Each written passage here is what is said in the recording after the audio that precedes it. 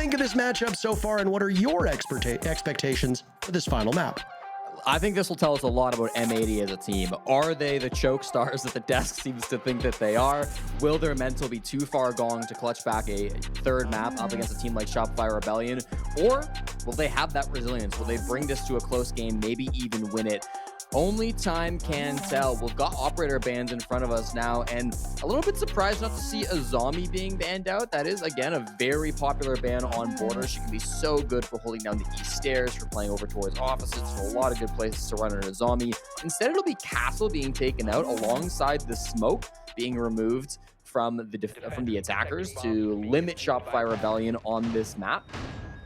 Shopify Rebellion have yet to play this map all season long, so there is unlikely to be any specific strategies that M80 are able to ban out against. They played it, I think, at SI last season, but it's been a long time, so you can't really know what Shopify Rebellion are going to bring to a map like Border. On the other side of things, Shopify Rebellion, they ban out the Ying, they ban out the Blitz. Those are the most commonly banned operators on Border, but there's a wide selection of operators that get banned on this map, specifically on the attack. So there were a lot of good options, I think, for Shopify to remove.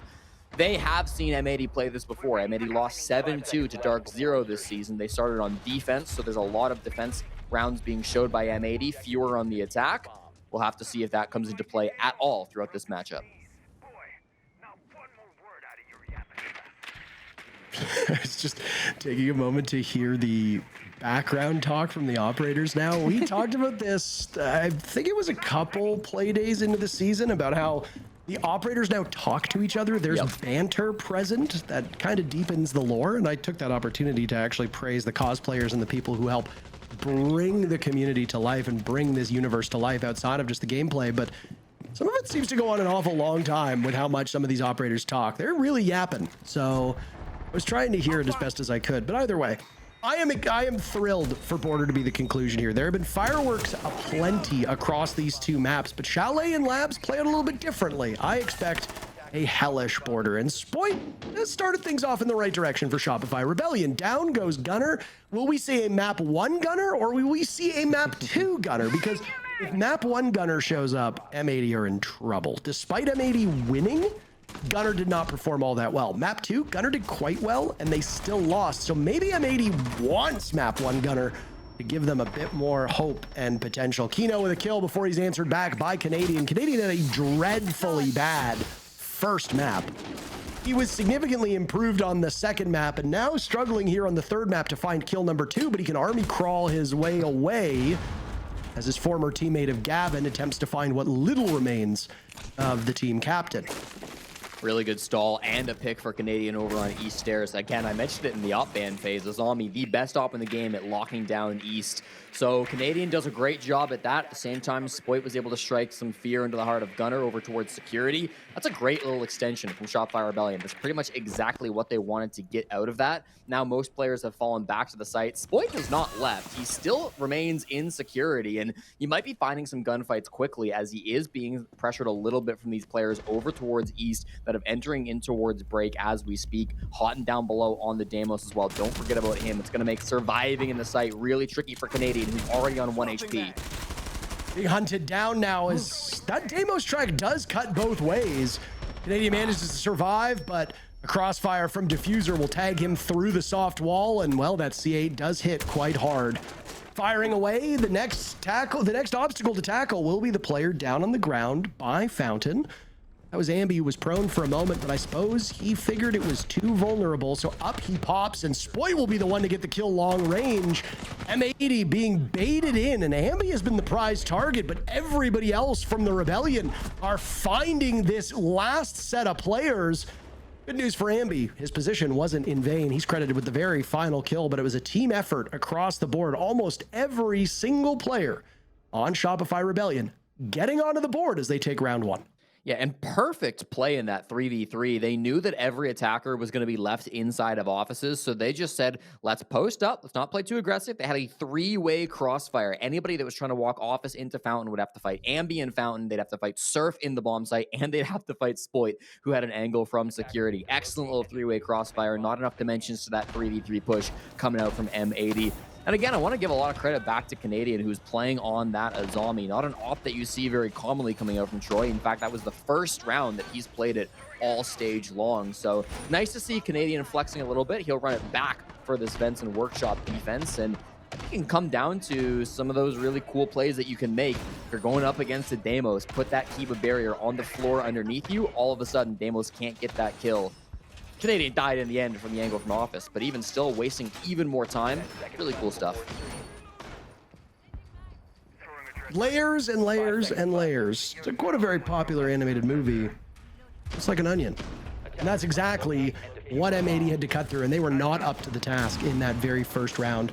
But again, every time you wag your finger at a team's inability to execute, there are moments where you need to praise the defenders, because M80 is an excellent attacking team. Something that Desk has stressed, something that you've talked about regularly, something that Lynx and XR Troika have discussed on their broadcasts as well. So if M80 looks like a formidable team against most squads, but then up against Shopify Rebellion, they are held to only a couple rounds on attack, you can't really blame M80 and you can't really blame the map. You have to give credit to their opponents. That first defense was excellent from Shopify Rebellion. Regardless of who gets the blame, though, this is a do or die half for M80. When they played Dark Zero, of the 6 defenses that they ran, they only won once. They lost 5 of those 6 defenses. So you've got to imagine that the pressure is on to get as many attacking rounds as you can against Shopify Rebellion. Their second attempt will start with an east stairs push. It is once again Troy that's playing this position on the Azami, a very powerful combination. He's playing on this reinforcement. I don't see it. There is an ace on Diffuser if he wants to try to open up this reinforcement and apply pressure to Canadian. That will come out now, and so will the push. Well, we assume there's the push.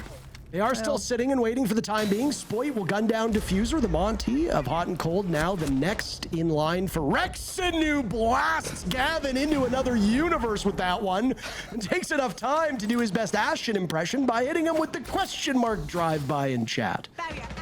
Canadian will now plug the holes in this defense as yet again M80 are really struggling with this layered approach to Shopify Rebellion's upstairs defense. Uncold might have found an opening as he's joined by a teammate not that far off. Kino running with the DMR in the hands of Twitch. You don't see the F2 much these days, and that's because the DMRs have great caliber-based destruction and tear through those Kiba barriers so effortlessly.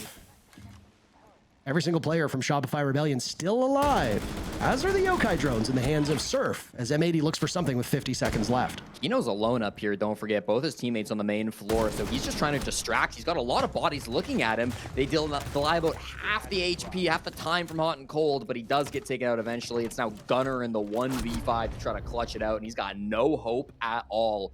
The flawless round to come out from Shopify Rebellion, beautifully done on that defense, making sure they knew exactly where those players were at all times.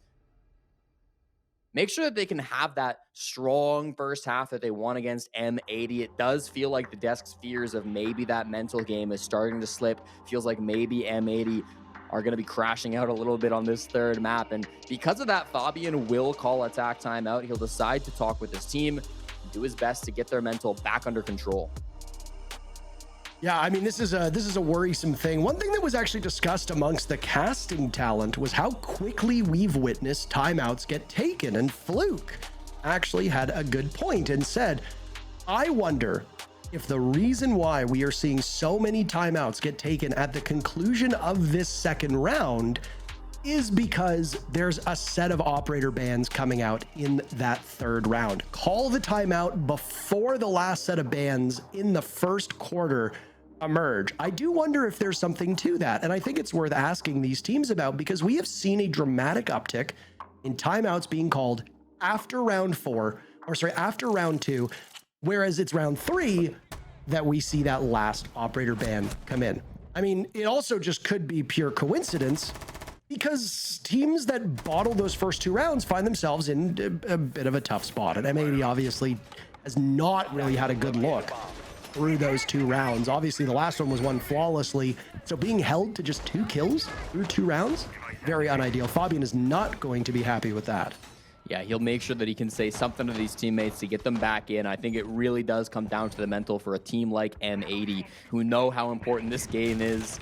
They want to be able to qualify to land. They want to be able to get that upper bracket spot in the semifinals, secure top 4, be able to fight for top 2 later today. I anticipate that final ban will be on the Azami. Again, I think Canadian's been a big problem with that operator, but it's not just him, of course. I think Shopify have worked really well as a team on that top floor, whether it's been for the bomb site to create that crossfire over towards offices or when the bomb site was down below. Today, the bomb site will go down below security to customs and supply. Another curveball of a bomb site to be thrown out.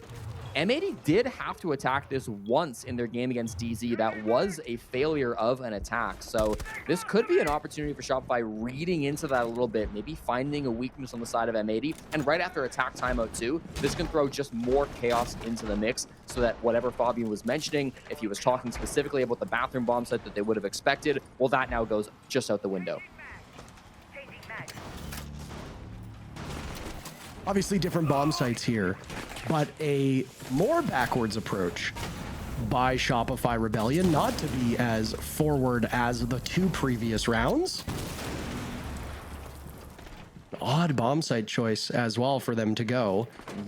You don't see a lot of the environmental factors or the environmental ingredients being much of a factor in these rounds, but Uncold actually just took a lot of damage from that pipe that almost burst and had to reposition because of it. It's one of those rare moments where we do see one of the fire extinguishers provide cover or the pipes doing some fire damage, and this is an interesting thing to see. Doesn't really change the overall calculus of the round, but it does put Hot and Cold on lower HP, which as a Monty is a bit of a problem. There's no smoke on the board. Obviously, M80 banned it out, but there are some nitro cells there that could do serious damage. Spoit decides to go for a swing over towards security. It's ill-advised. He's punished very quickly, and M80 has something they haven't had all game, which is a numbers advantage.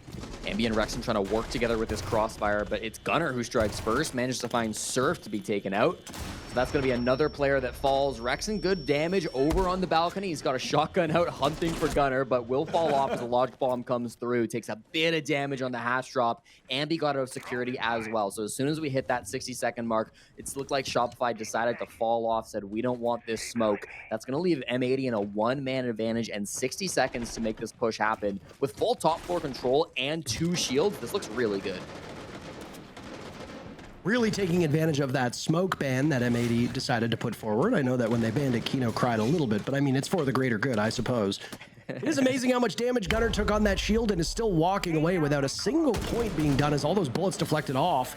All the while this is happening, it looks like M80's done a successful job blocking out these Rebellion defenders from getting back in towards the bomb site. Hot and Cold gets Diffuser down, it continues to run away, and Ambi will punish Gavin for it. He's tucked into the corner, and just a small miss by Ambi as now he'll go toe-to-toe with the Monty. But again, this top floor control is the bigger issue. Kino has not been shaken off of this spot. Gunning very effectively. He can now see that diffuse kit on the ground, and the kill holes will need to be surveyed. The last 2 remaining players of Shopify Rebellion tucked into the corner. Rexon playing as a meat shield as Canadian is getting diffuser down. Can he pull it off? No! Gunner, right as it hits 0, stops them in their tracks, and the Rebellion's hopes are dashed. All right, that could have been really bad. That was a must-win for M80. Full top floor control. Nobody on Shopify Rebellion decided to push the top floor of that map in the post plant, which is an odd decision. Metal stairs, you've got to imagine, would be priority number 1 for one of those defenders, but they thought they could just play it with all 3 in the site, going for the disabled. They were nearly correct, but the angle from the hatch is so favorable for the attackers. Crisis averted as they do manage to stop that disable. I've been hyping up this zombie ban. It's going to be a Mira taken off the board instead from M80. So they've clearly got different ideas about what has been causing them problems in this matchup. It's good that they were able to put together an attack on custom supply, one of the worst bomb sites in the game. I thought they're clear of Spoit and Ambi up on this top floor, and Rexon as well. Didn't kill all those players top floor, but forced them back. Really early control of that top floor that they could then work the push in. So I thought it was a good push. No real notes on it from M80 side of things, but you can't imagine that Shopify Rebellion are going to ever head back to that bomb site. So you still got a lot of work ahead of you. It'll be a long series. I don't expect this to tilt heavily in favor of one team or another. It is funny Matchup number 2 was supposed to start in about 8 minutes. That's what internally we had down for the estimated time, given that it is now 4:52 p.m. We started at 2 p.m. with our very first match. And we were anticipating, okay, if every single match takes about an hour, which usually it takes less than that, but then you've got the desk segments, you've got the breaks, you've got all the other stuff that comes with it, the rigmarole of a broadcast. Unfortunately, these two teams have spent most of the rounds going down to the final minute, and they have gone the distance on map 2. We also had some tech issues, and I say unfortunately just from a timing perspective, because I'm buckled up, I'm dialed in, I'm ready for this to go to OT yet again. I expect it, and frankly, Jesse, I'd like to see it. These two teams have matched up so well. Yes, Shopify Rebellion took some time to find themselves in map number 1. They were pretty soundly beaten by M80, which was striking given that it was M80's, not M80's map. And then they stole M80's map right back through OT after an impressive comeback. We've actually been traded to now 3 great best of 3s. I am very eager to see what happens with Dark Zero versus Wildcard, which will be the very next matchup that we have. And then there's still another best of 3 after that, which will be these winners. So if M80 or Shopify prevail, they will play the winner of DZ versus Wildcard. And I am very fascinated to see which DZ will show up for that game. Spoit's in trouble with a buck straight below him. Feels like 2023 when vertical nades were a thing and it was so difficult to play inside of security. Now it's a lot less threatening, but with that buck, you can still do much the same job. Gunner's trying to apply some pressure. They've got a sends wall here as well. The Fenrir gadget might cause some movements. Ambient security, I should say. He's been very patient so far. Spoit strikes first, taking out hot and cold. It's going to be 0-4 for the IGL of M80. Now, another aggression onto Gunner, and they will take him down. The buck below of Diffuser having no impact on this extension player. He gets the down as well. Everybody falling, and it's just going to be Kino to nade himself. He seems just as confused as we are, Parker. We need an instant replay from the perspective of Kino as to how he somehow naded himself, because Kino is full of surprise, and so are we. Far from the result that we thought would happen there. M80 getting beaten across the board and sometimes even beating themselves. I mean, hey, we had a team kill back in map number 1, and now we get them blowing themselves up. I guess technically if Kino kills himself with a nade, it is effectively a team kill. There's no way around it. So this team right now is breaking all the records with team kills from their matchup against OXG and now here against Shopify Rebellion. I was going to credit Gunner with the way that he was able to stay alive outside of CCTV, by the way. There's the... It's inside the building, but he is outside the building, which I think is why he got confused as to how it killed him. I think he was downed by Shopify first before he got killed by the nade. I can't say for certain. I'm not sure. I mean, I will say there was a long time ago a change made to throwable gadgets. So nades don't blow up the way that they used to. Obviously now you can't cook them, but even when you could cook them, they kind of lost their explosive radius. Impacts were obviously changed. Nitro cells were changed. And there was a period of time where teams had to adjust to the differences and were a bit perplexed by somebody throwing a nitro cell in another room and you would die the next wall over and think, how on earth did that happen? But then there'd be times where you throw a nitro cell at a shield's feet and they would take 0 damage. I mean, explosives are not consistent in real life. It stands to reason that they wouldn't be consistent in a video game too. And also, let's be honest here, it's a video game. If somebody were to actually throw a real C4, it would blow up about half of the building. So we have to kind of sacrifice realism for the state of the game. We've been sacrificing realism since the very first day that this game launched. I mean, where the hell are they keeping those giant metal reinforcements? So either way, I can understand why Kino would be a little surprised there. A frustrating bit, but it doesn't really change the overall result of the round. Pretty certain that the Rebellion were going to win no matter what Kino threw. Diffuser opening pick on a Rexon feels quite good. There's a great drone just at the top of waiting through the skylight, hoping to work a pick onto Ambi with that information. They've got flashes, they've got shields, they've got a lot of resources, but it's instead a rappel from up above from Gunner that Ambi immediately tears through. That's an insane shot on an insane position. Gunner thought he was being cheeky. Spoit goes down to Kino as Gavin finds Ambi. They eventually clear out that position, but it's just Canadian in the surf now as he's being bashed down by the BB.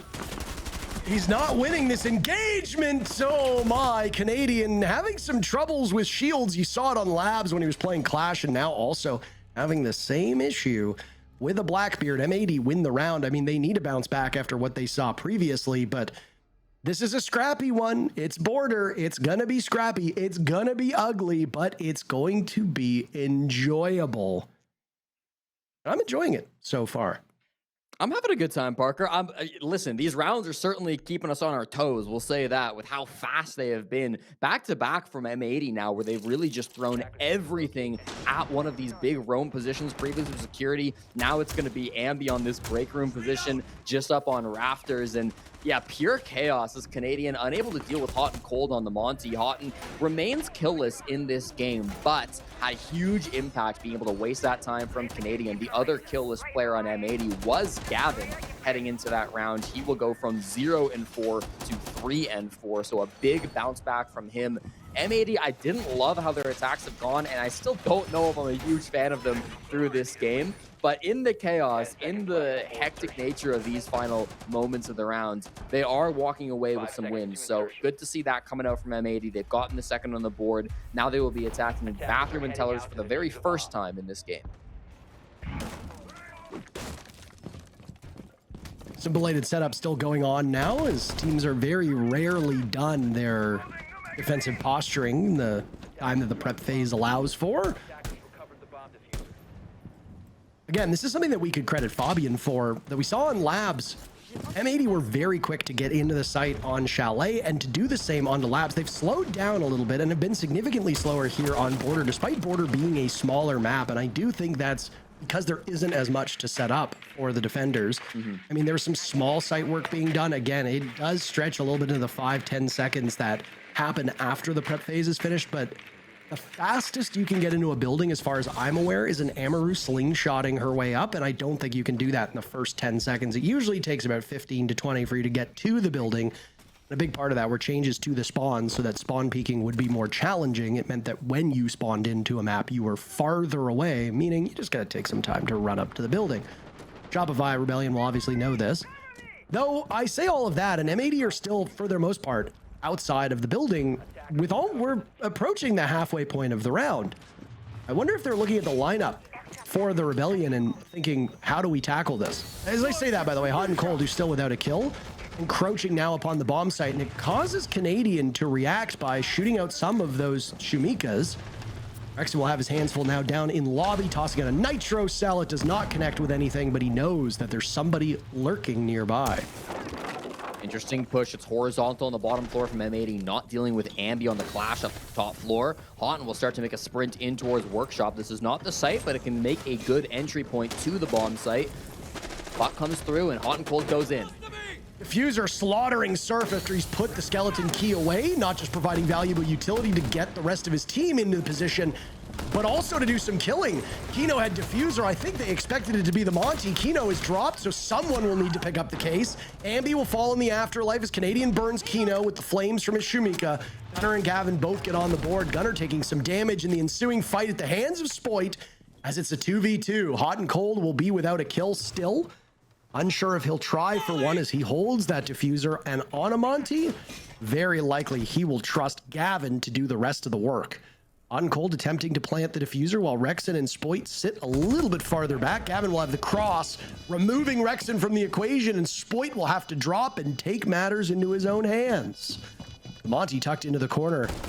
No way to get away. Gavin will immediately move upstairs to grab the high ground. Star Wars fans will know just how strong the high ground can be. Into the corner now, Spoit will go, and the Monty will breathe down his neck. Hot and Cold, daring him to engage. This will be a tough go of it for Spoit, because the question will be, what is Gavin doing?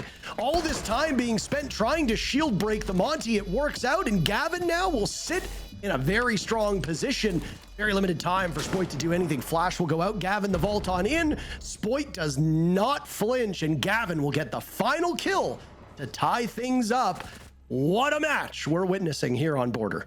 Just an incredible execute. I really thought Canadian on the Tachanka was going to do enough after he used his Shamika launcher to kill Kino, going for that plant just on the teller's window hop in. But instead, they've traded back onto Canadian. They had really good presence on the map over towards Customs, over inside of Workshop. Again, I don't know, Ambi on the Clash. He tried to come down through Workshop, didn't seem to know exactly where the players were at. That'll be his first Clash pick of the 2025 season, and maybe his last as well.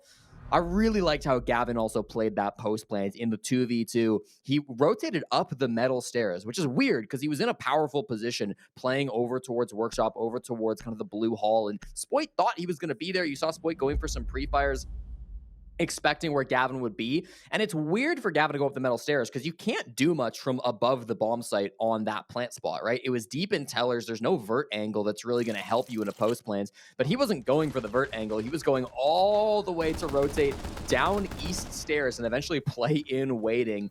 In the midst of the post plant, he went around the world, and that was just enough to kind of catch Spoit off guard, allow Spoit to waste his own time, played the clock perfectly. And of course, hot and cold on the Monty, having really big impact too. So not necessarily hitting the kill feed in that first half, but some great shield rounds from Houghton will allow them to equalize the 3-3 scoreline.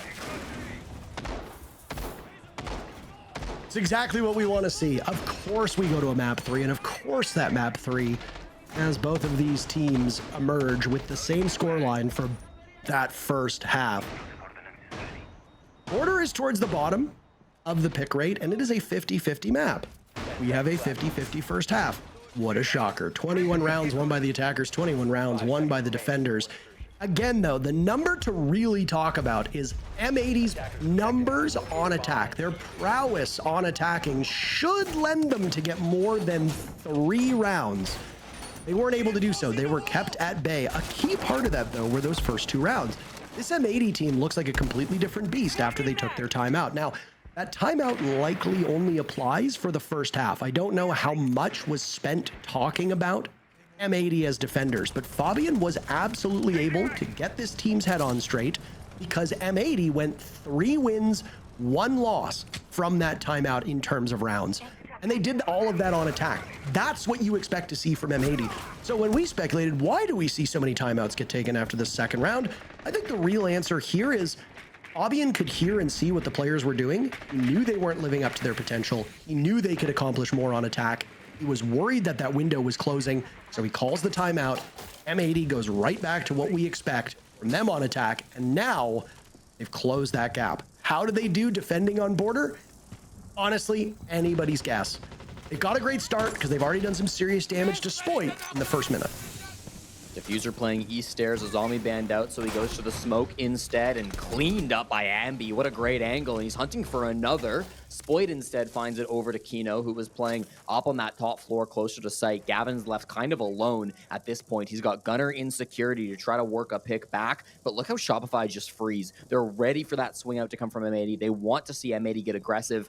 M80 aren't falling for it just yet, maybe aware that Shopify are waiting for them, but if they don't get aggressive at some point over the next few seconds, they're going to be at a massive man disadvantage when this push comes.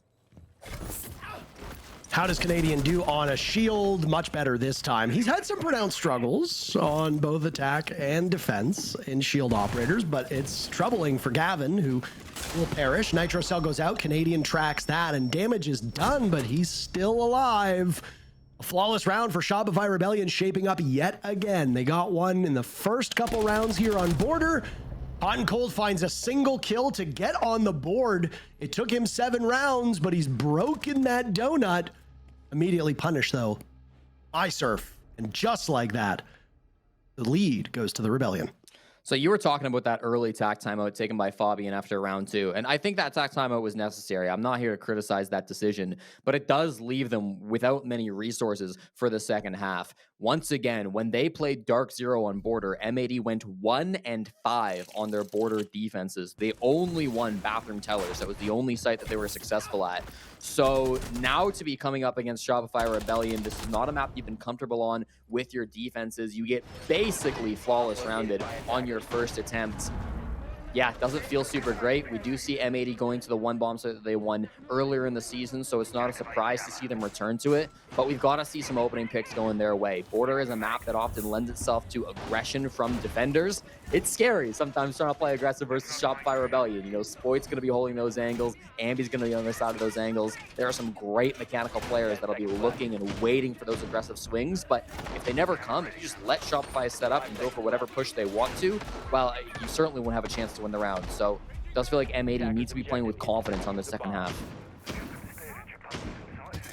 Both of these teams need an injection of confidence here, but I mean, with Shopify pulling off that improbable comeback on Labs, happening in that 15th round, and now taking this first round of the second half, I think they're not lacking any confidence whatsoever. Ambi has also woken up as this series has gone on deeper. He's now at 9 kills, which as far as I can tell, breaks his total from map 1.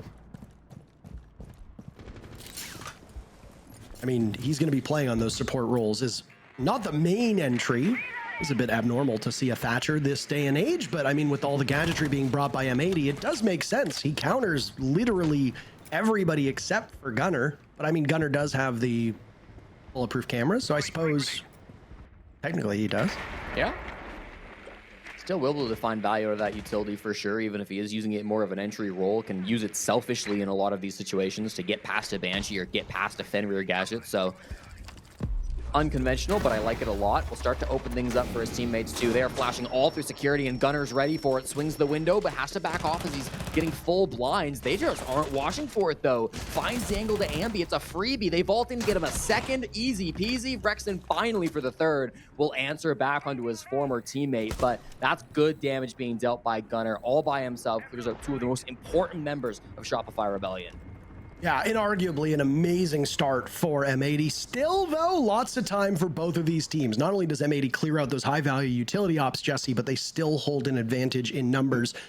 A bit of a bad situation for M80 that they lose Gunner just because he does continue to gain power. The longer that this round goes on, more goo mines to go out means more pain for the attackers, means more intel for the defenders. You're hopeful that the goo mines that remain are well placed before Gunner perished. Top floor control, Shopify Rebellion hopes is theirs, but Diffuser is just lying in wait. He's given his position away and will immediately drop to link up with Kino, as both teams will lose one. Nice play from Spoit from above, great reflexes to tear through Diffuser, and now a 2v2. Of course, these teams as close as they have been so far. Houghton, who just got a kill in the previous round, will need big moments here, unless he lets Kino have all of the fun. 25 seconds, silhouettes from Shopify Rebellion show that they're both on this top floor, but now the dangerous task is dropping the hatch. They know how vulnerable they will be. A smoke from the pocket of Canadian is now some Candelas will go down, and he will be the first one to go, but before he gets there, Kino reads into it. Spoit drops, but is blinded by the belated Candela, and the remaining players of M80 will hide until Houghton swings to pick up yet another kill. M80 take the round. These two teams just cannot shake one another. Brilliant support play coming out from the support duo of M80, Kino and Hot and Cold. I said before that round that M80 will need to get aggressive. They'll need to play smart, and they'll need to take the fight to Shopify Rebellion if they want to be winning these defenses. And they did that in two separate ways on this round. The first was Gunner, who of course was playing close on the security window, had two massive kills. If he was still looking at the window, would have gotten a third, likely as Rexon jumped on in. So immediately some aggression pays dividends. And then late in the round too, that kill from Kino, you're not sitting and waiting for the drop. You're not allowing Shopify Rebellion to toss down their Candelas, toss down their smokes, and go for the execute they want to go for. Instead, once that smoke grenade goes out, Kino says, I'll swing it. I don't care if I'm all by myself. If they're holding me, I'll die. But I know there's a Ying above me. He's not going to be holding that gun in his hand. He's going to be holding the Candelas. It was a perfect read.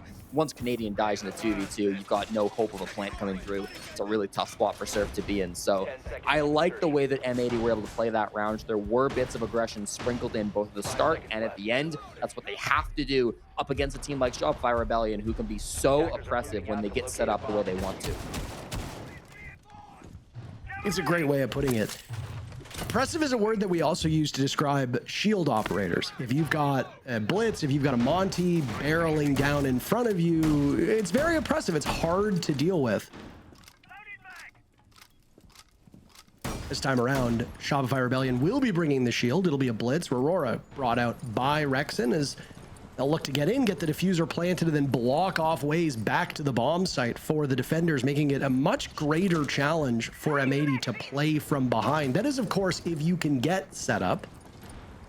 Aurora is a very strong operator for when you have site control or when you're trying to shut down a flank. But if the team cannot get established, I fear that it's one of those gadgets that just doesn't have the same impact. Kind of similar to Aruni, or sorry, kind of similar to Amaru. Amaru, if you're swinging in and getting a kill, excellent. You can completely blow open the round. But I mean, we see it in casual games, Jesse. You see it in ranked games, and you certainly do see it from time to time in pro games where somebody will slingshot their way in and just immediately die, and the entire strategy that you'd pinned on one operator falls apart, and you need a major course correct. Always leading you to think, was the Amaru really necessary? Could we not have done something else better? First Candela goes out. It's just looking like a bait to try to force some movement. Usually the Amara will go down below. I should say Amara. I should say the Aurora goes down below, just as we're seeing from Rexon, cutting off the angles, but punished by Gunner. Inside supply, aware of that setup. Note they have drones up top, but it doesn't seem to matter. All the kills going the way of M80 as Kino gets one for his troubles. Spoit last alive in a 1v5, Parker. Nothing that he can do down by himself, and it looks like he is going to take that tack time out. Perfectly read by M80. There was good information from Shopify, but in the end, they got none of those frags. Not even a single point of damage has been done to these M80 players. That, to me, is the most damning part of it. Spoit at 1 minute and 10 seconds left when he bailed out of his position, realizing that all hope was lost. I mean, he can try to go for picks, but M80 is not a team that will allow you to take those separate engagements, and moreover, Border is not the type of map that is so spread out that you can get away with winning 5 separate 1v1s. So Spoit will kill time. They can't talk to their coach of Super, but Canadian can work through this with the rest of the team, assess what's going wrong, and set yourself up for what could be the remaining 2 to 3 rounds. M80 will just sit and wait, and everybody will be bored, wondering what's going on with Spoit. I think at this point in time, they have likely figured out what is happening. They're going to hunt for this final kill because, I mean, why not? But it will be, in most senses of the word, a flawless round for M80, irrespective of what Spoit does and what M80 does. This round was over the moment that Spoit decided to sit outside for the final minute. It won't go down in the books as a flawless win from M80, but it really should be. They take the round and they take the lead because of it. Stat trackers remember that. Okay, we can -1 death at the very end of the game from Diffuser for that run out because, yeah, you know, kind of dead time, doesn't matter too much. Something interesting that was talked about, I believe it was after an interview with Rexon, and Foxay kind of touched on it last week on the desk, how Super is not necessarily a coach who's going to be getting into a lot of the nitty gritty, that sometimes they can just allow their players to talk about kind of the more in-depth stuff. When you've got a captain like Canadian, that can be a big part of the puzzle, where Canadian is a little bit more of the guy directing the day-to-day stuff, where Super can kind of be more high level.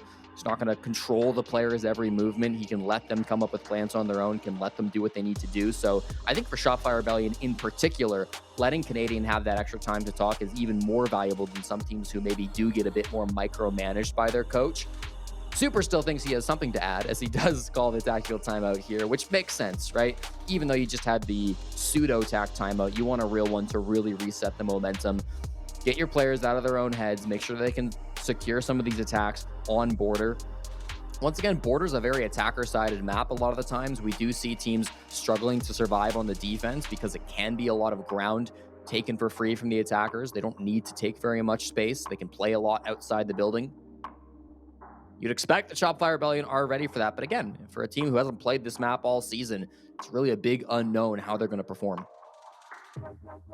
But of course, and now the real timeout was taken. So you saw Shopify Rebellion with the precursor to that timeout, with Spoit sitting outside for a minute. And now there will be an opportunity for them to talk to the coaching staff too. So you don't usually see that. You don't usually see a fake timeout get taken and then a real timeout following it. So I do wonder if there's something more to be said about what's going on with the Rebellion at the moment. Surf and Rexon are putting in some really rough performances here. And I will say, all day, Shopify Rebellion have been unable to get the best out of those 3 points of this spear. You could make an argument as to whether Spoit is that 4th point or not, but Ambi, Rex, and Surf tend to be the 1-2-3 punch of this SR team.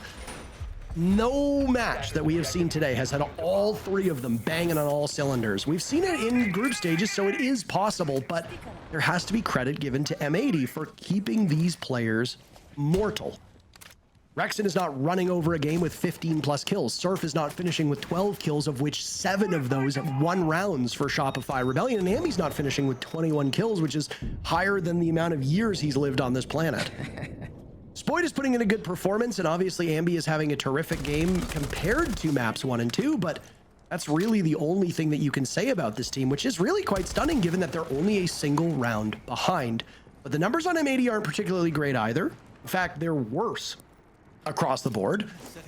And it just goes to show you that these have been either blowout rounds or really scrappy games where both teams are in it till the very bitter end. Huge moment now for the Rebellion. If they lose this, M80 goes on to match point. It won't be unfamiliar territory for SR, but it won't be a great feeling given this is the end of the road. There is no 4th map for them to come back on. Most of this push from Shopify Rebellion looks like it's over towards security. I say that, Canadians starting to make a rotate now, so they could go direct into site. They banned out the mute. That wasn't played on this bomb site by M80, but it was played on both of the first floor sites, so we'll see that have a bit more of an impact in the next couple of rounds. Spoit's starting to move back over towards Archive, so it does feel like they're going to go for a big push in with the Candelas. We get the first logic bomb, but it doesn't seem like this is the actual start to the push. Some smokes being tossed out as well, and as the Candelas get charged by Canadian, this looks to be it. Where's the defuse kit, though? Yeah. None of them have it at the moment. Are they just going to go straight for fighting? This is a surprising predicament.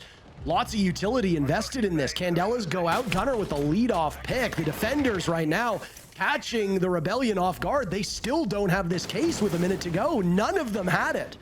It's been surrendered over by security, and there's nobody really nearby to get it.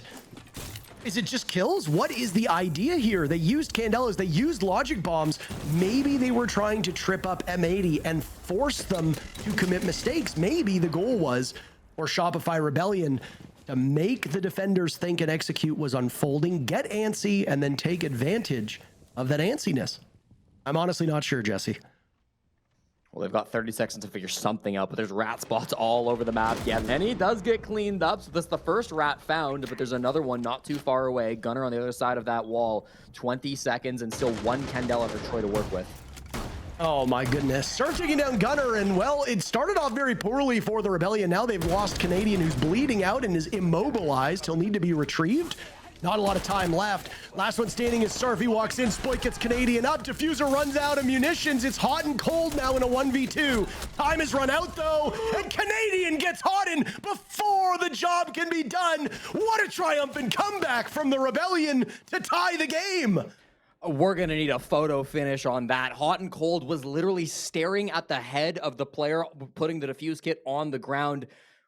It was 0-0 when Houghton died too, so if he just gets that kill off, it would have been GG's, it would have been done. The round would have been over, would have been M80 on match point. It doesn't get closer than that. Ridiculous stuff going on in that round. I went back and took a look at the defuse kit situation as well. At about, I want to say 2 minutes on the clock, yeah, around 1:52, Canadian dropped the defuse kit right next to Ambi, and Ambi was on drone. Once Ambi got off the drone, he never picked up the kit. So I feel like there was some miscommunication there. Canadian maybe meant to pass it along as he rotated on the Ying over to the other side of the map. It was still being assumed that the defuse kit would be held over towards security. Let's go! And I think an appropriate reaction given just how close that round was. Sounding very Swedish yet again. The accent comes out when he yells. I appreciate it. Sounding almost like Fabian. We've got a custom supply defense again, Parker. I am shocked to see this. M80 never tried this up against Dark Zero. It is once again thought of as one of the worst bomb sites in Siege, just because taking security is often so easy for the attackers, and then once you have security, it's really difficult for the defense to hold down this site. They've clearly got some kind of a game plan. They've got lots of electricity being brought out by Kino, information from the cams with hot and cold as well. I don't mind their lineup one bit, but this bomb site seems like no matter what the lineup has always been a struggling one for defenders. Yeah, I am curious to see how this unfolds. Will we see more value out of the Aurora, by the way? We did not see high value from this operator when it was brought out last time. This is really cool to get the wall. This was shown on Twitter the other day. They used the first Aurora wall to close this off, and now the exothermic charge will be able to open the electrified wall into Passport. That's super sick. A big brain play. Just something that was popularized by a content creator. I obviously don't keep up to date with all of the memes that we see on all social media. I forget who posted it. Somebody in Twitch chat will have to mention it, but that was on Twitter not too long ago. Really sick to be seeing that in a pro game. Because that wall's really tough to get otherwise. Down goes hot and cold. Shopify Rebellion now starting to heat up just as they did in the dying moments of map number 2. There's an inevitability with this Shopify Rebellion team that was felt during much of the regular stage, where it doesn't seem like you can hold them down for that long. Obviously, map number 1 shows that they are capable of bleeding. The first time that Shopify Rebellion has dropped a map this entire stage. They've got a great start here now in round number 11. Winner of this round moves to match point. Could be the penultimate round. Hot and cold will be in the grave for the remaining minute. Didn't really worry about taking top floor too much. Still a lot of dread mines they got to worry about as well. Gunner going to be the guy up there, but he immediately falls to Rex, and now that top floor control looks a lot better for Shopify. They're using these smokes. They want to get a plant in. As long as they control security, which they do, this feels very good. They've got a read on that bandit now as well. Kino might be playing on borrowed time as a singular frost mat kept them at bay. Down goes the frost mat, down goes M80, and unless they can do something, no!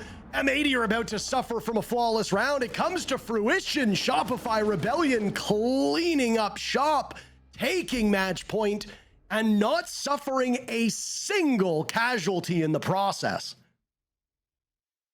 Feels like custom supply has now burned both teams that have tried to go to this site.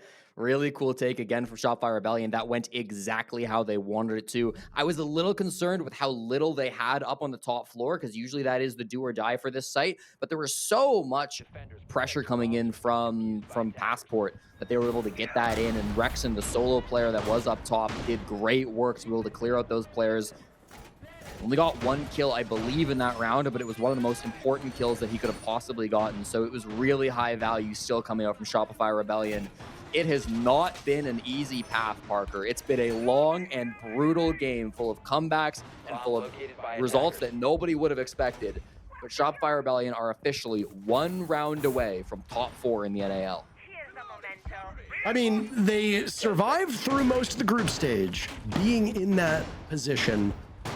The winner of this series will be in action later today. I'm sorry if I am repeating myself for those of you that have been here from the very first moment, but we are about 3.5 hours into this best of 3, so we'll be picking up new viewers as time goes on.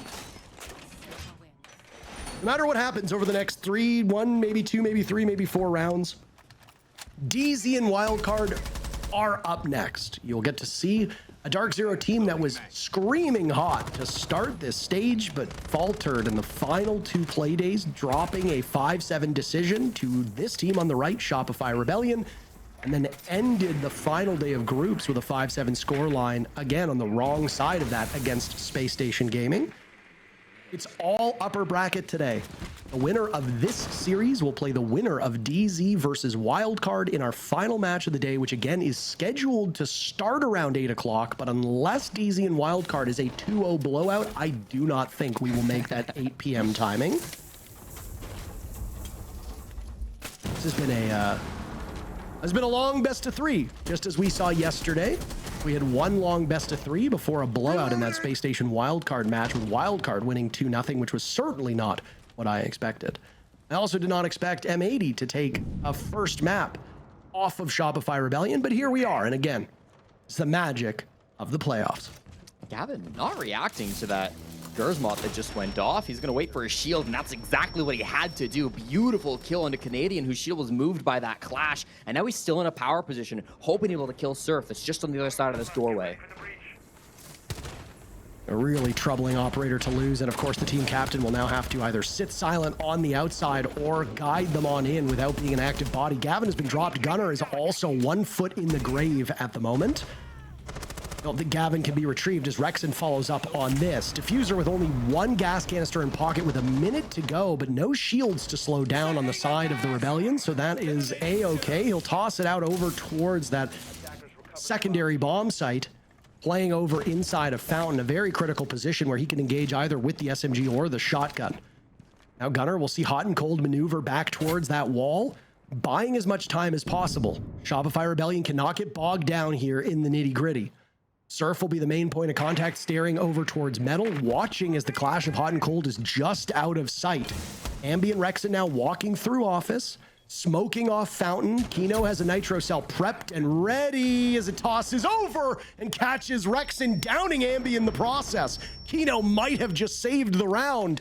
Ambi retrieved, Gunner still on a single point of HP, Diffuser picked off by Spoit.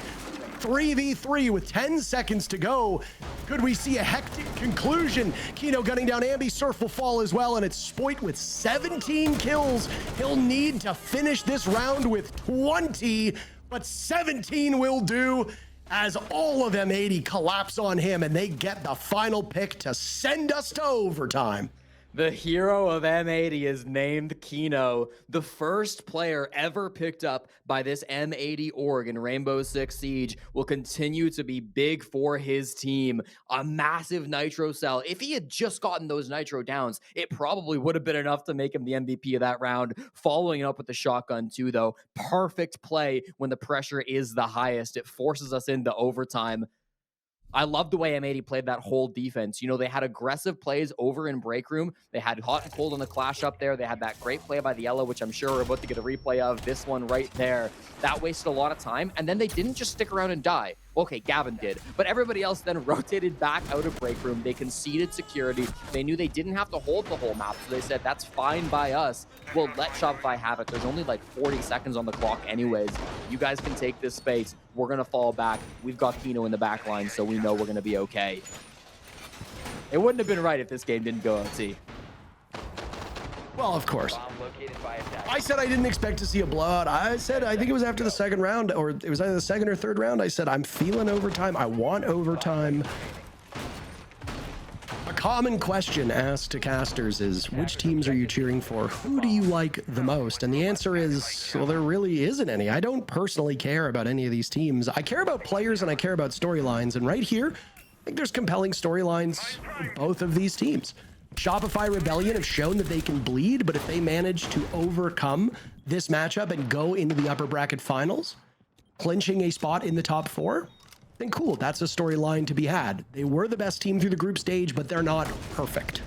As for M80, the storyline that would unfold is, well, it looked like they were in trouble against OXG. They persevered, they overcame that, and they won. Now, the same thing against Shopify Rebellion. They started off strong. They were in trouble on map number 2. Shopify Rebellion came back, and M80 has an opportunity to shut down the best team in the region and throw them down into the lower bracket. Both very compelling and both very easy to tell from a casting perspective. Which of these teams will have that story come to fruition? 2 rounds, maybe 3 rounds. We'll have our answer. Trying to get a vert angle onto, I believe that's Ambi up at the top of Raptors. Yes, it is. Holding this spot. He's got a 3-way crossfire alongside Canadian and Spoit.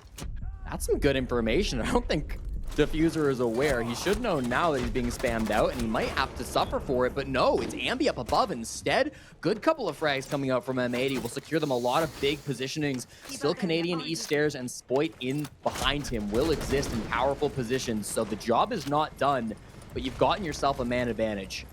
I was going to say, Canadian's going to be holding this whole round together in his position. He dies, and it's curtains, and there he goes. It's all up to Surf as the last one. He's got intel from the Yokai. but also has 3 angry players on the side of M80 that will be encroaching upon his position very quickly. Especially with a Monty on the board, that's tough. Surf might have just lost that yokai and have very limited intel, as now we see M80 going towards Discovery. Still a minute to go. I like this from M80, Jesse. They have time at their disposal. They should use it. And now they've got the information.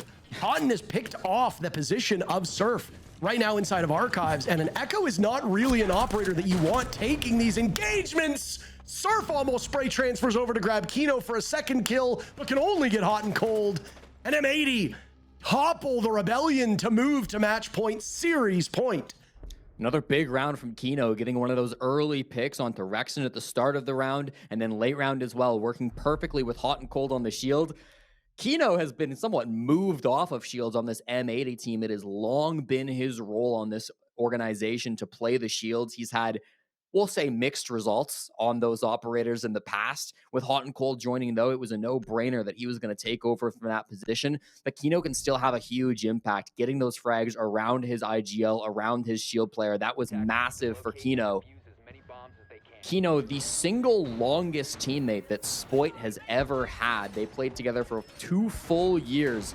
And that first stage, when Spoit was signed to M80, when he crossed the pond to come over to North America, he became a North American champion in his very first stage, winning the playoffs the very first time that he came over to NA alongside Kino.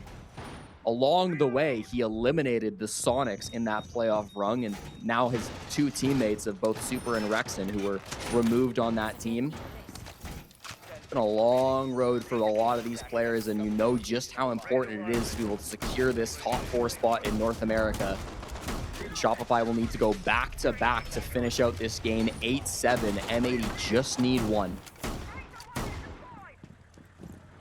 5 kills, 5 bullets. That's all that separate you from a berth in that upper bracket final. Not that Redditors need to be referenced here, but I do think it will be some just desserts for the M80 haters that we're talking on the subreddit about how washed this team is, how overrated the core is. I know that we as casters can sink to this level, and I know the average audience will do that as well, that when a team loses, we tend to point fingers and say, well, of course they choked, they played badly. That's not really the case. This has been a great matchup for both of these teams. I think both squads can be quite happy with their performance, no matter who wins and who loses. That said, I think the expectations for Shopify Rebellion were much higher, and they have been held back in a number of these rounds in ways that I think they will look back on and kick themselves over.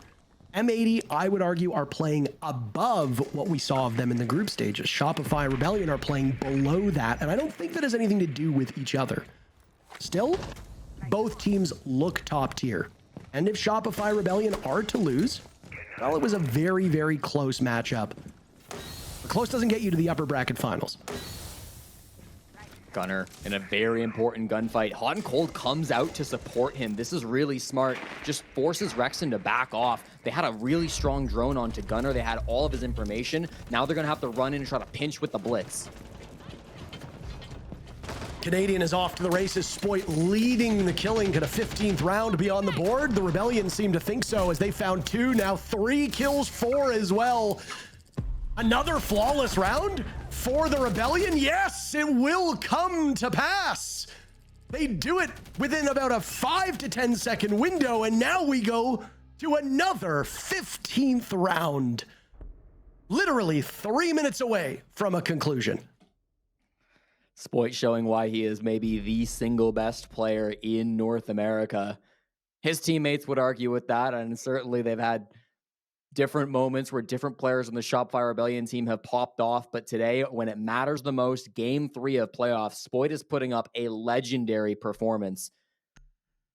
He's done this before. He did it for Rogue, he did it for Koi, he did it for M80, and now he's really showing what he can do for Shopify Rebellion. 1 round will determine who makes it to the top 4. Of course, as we've said over and over again, if you lose this best of 3, you still have a chance. You can still even get first place in the North America League. You could run the lower bracket. So even if Shopify lose this, they could still be the best team in NA, but it's a whole lot harder when you have to play all those lower bracket games. And to be able to relieve that pressure right now would be all that they could ask for on both M80 and Shopify. Loser of this matchup goes to play Space Station tomorrow in the lower bracket quarterfinal. Loser of Dark Zero Wildcard plays OXG in another lower bracket quarterfinal. Then you have to get through the lower bracket semifinal. Then you need to get past the lower bracket final, which will be if M80 wins this and one of DZ Wildcard win the next game, it will be the loser of that matchup. These two teams, in theory, could play each other once more. So yeah, it's why we call it the gauntlet, because it's always an easier road going through the upper bracket. You don't necessarily want to go down to the lower bracket to sink to the depths of the other teams when they've got more to prove than you do. Win or lose, Gavin is going to end this game on the Amaru. He's over by the front door. I think his plan is to enter and likely go up the small office hatch. Could also go up the archives hatch if he's feeling like it might be a better angle for him. You see the drone there. He does not want this operator to be given up. He does not want it to be obvious what he's playing. That shotgun, if he goes up that small office hatch, is going to be incredibly deadly. Might not happen right away, though. Diffuser entering down below means that they could be trying to pressure out the player inside of security. Another hatch, I should say, that Gavin could also send himself up. Here he goes, looking for the security hatch. This is a very pivotal moment, and he finds Surf with the shotgun out. Surf was hopping off cam at that exact moment. Rexon has been dropped as well, but Diffuser and Gavin will bite the dust. Technically a 3v3. Ambi eliminating Diffuser as Spoit dies. Canadian is still up to work with Ambi. Canadian on that Tachanka will need to go for a reload. He's still armed to the gills with those Shamika launchers. Gavin is in a position where he could be retrieved. It really does depend on how Canadian plays this. Littering the way as Ambi swings forward, eliminating Gavin. What remained is now gone. Hot and cold, still upright with the shield fully extended. Kino will attempt the plant. Canadian held back. Ambi will have to swing for it, but coverage is not there. They thought that Houghton would have it. Canadian takes one down. Canadian gets the other as well. Hot and cold in a 1v2. A do or die moment for both of these teams. Houghton on the Monty, watching as that Diffuser's timer continues to run away, but he has his hands full. He'll be pinched from both sides, flames spreading around him, shield knocked asunder, and Ambi gets a triple kill to send the Rebellion to the upper bracket finals in a heroic 15th round moment. They might not have been invited to Reload, but they will receive the first North American invite to EWC. Who better than Canadian to close that? Emotions heavy on both sides. Elation on one, frustration on the other. A massive win from Shopify Rebellion. Undoubtedly the most difficult game they've played all season, but they still crossed the finish line. What a shocking finish that is. And one that did not seem like for quite a while it would end up happening. They win it by 2 kills in the 15th and final round. Canadian with a monstrous 2-piece. Ambi picks up a third, all 5 kills between the two of them. And of course, it's the team captain to step up when need be. The first team to make it to the upper bracket finals is the team that hadn't dropped a map until recently. We'll be back because there's plenty more action to come. We'll see you in a few.